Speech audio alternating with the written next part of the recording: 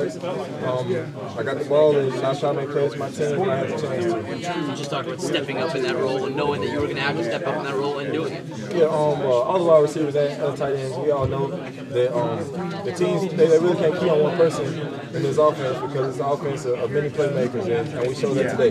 When you guys go that many plays in the air in a row that quickly, I guess it's hard to stop for any defense. Yeah, any defense, you really can't practice against it because the reps, you don't practice against teams like with that fast-paced offense. And even if you do, then we're just going to come out and keep pounding on you. Right there before your touchdown, you were on the wrong side of the field, and Dabo was really letting you have it. Yeah. And then a couple of plays later, you go in there and you make a touchdown. I mean, is it to go from one end of the spectrum to the other so quickly? Just talk about that series of events. I mean, I'm kind of a mature player. You know, I don't let little things like that get to me. Never really. So I knew when my number would be called, then I would have to come in. And I made a mistake earlier. Then after that touchdown, everybody kind of forgot about that mistake and moved on. This is 2 weeks in a row you scored more than 50. And this offense, when it's going, it seems like it's almost unstoppable. Yeah, it is. I mean, I'm not bragging on offense, but we're a very good offense right now. I can say that honestly. And Coach Morris knows what he's doing. That's why Dabo hired him. So I mean, he came up and he showed people that he's a great offense coordinator. You feel pressure each week, 6 and 7, and 8 and 8. Is it just excitement? How do you expect these players? Just what happens week after week? Games get bigger and bigger and bigger. It's more of an excitement thing than anything. You know, last year a bunch of people on the team. At this point, our record wasn't too good, so we know how it is to be down and to be up, and guys aren't letting us get to them at all.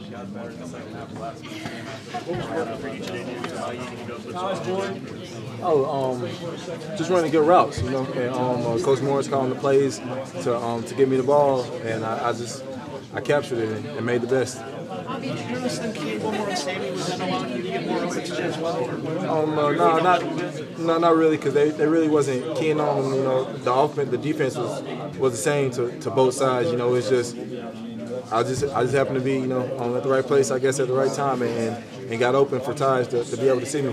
How did the Wildcat throwback come together for you? Because Coach Morris said that was a play you guys had played with for about 6 weeks, and you just pulled it out that time. Yeah, that's a very good play. I really didn't expect him to pull it out during then, but he did, and it worked, obviously. That's a great play for us, though. Do you think as the win streak mounts up, that the team becomes more focused as opposed to looking at, nobody's looking ahead to the next game? Yeah, definitely. I feel like the more we're winning, guys are realizing that we actually can go on the field this whole season, and that it's just not a fluke. And every game, I feel like that we win, we boost our confidence goes up higher and higher. And we got leaders on this team that aren't going to let guys get complacent with anything, no matter how bad we do a team or who we beat. We got the leaders on this team that are going to keep pushing us.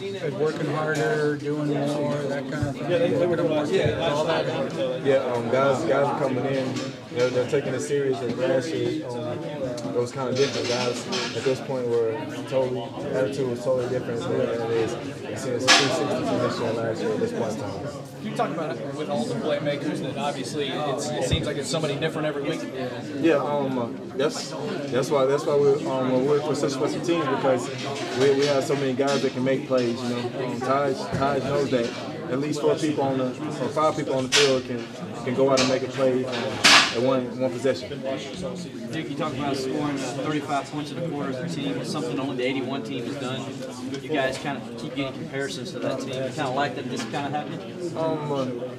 Honestly, some people might would, but I'm gonna say no, because I feel like we're a different team than them. You know, I wasn't even born back then, so I didn't have the chance to watch them. But we don't want to live up to them. You know, like anybody, you want to be better. You know, guys practice to be better than Michael Jordan, so we're practicing to be better than the 1981 team.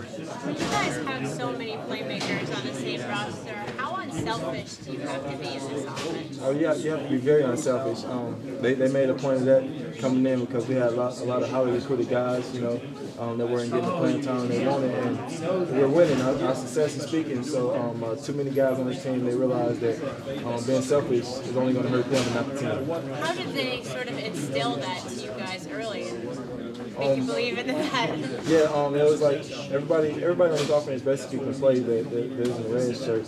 So if you mess up, then you know the next man behind you is liable to step up and make a play, and you know that can be like him playing the whole game or you're not. So everybody feels the atmosphere, the pressure, you know, that everybody's pushing each other.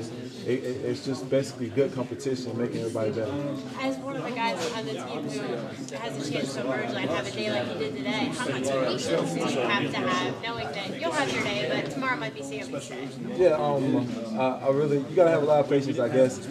I just come out and try to make plays. I feel like every catch I catch is a big play. That's how I look at it, you know. Because I feel like every snap is I take it serious as a touchdown. And how much does it help to have a guy like Sammy draw the attention of the corners for Carolina defense to free you up? It's great to have people like that on the team. You know, if they want to double team him, then we have plenty of playmakers that can come out and do the same thing he can do.